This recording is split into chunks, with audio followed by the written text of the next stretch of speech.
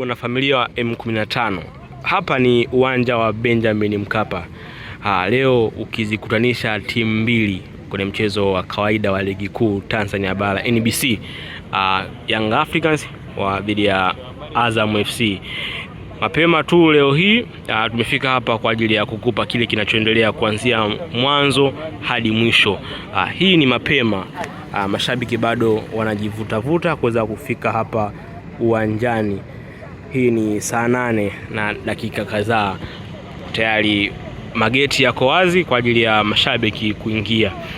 Kila mmoja ana rekodi tofauti, kila mmoja anajinasibu kivyake. Mmoja akisema mimi ni mkubwa, mwingine akisema mimi ni mkubwa zaidi. Hapo jana tumeweza kuwasikiza makocha wa pande zote mbili wakielezea ni kwa namna gani wamefanya maandalizi yao, na manahodha pia, nahodha wa upande wa Azam FC na pia na mchezaji wa klabu ya Yanga akiwawakilisha wachezaji wenzake Mohamed Hussein Shabalala.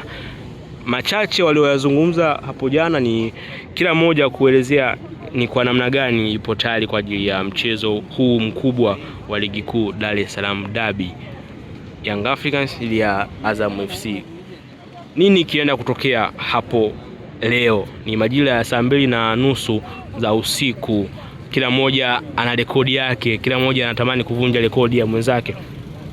Young Africans wanaingia kwenye mchezo huu akiwa na rekodi ya kucheza michezo 33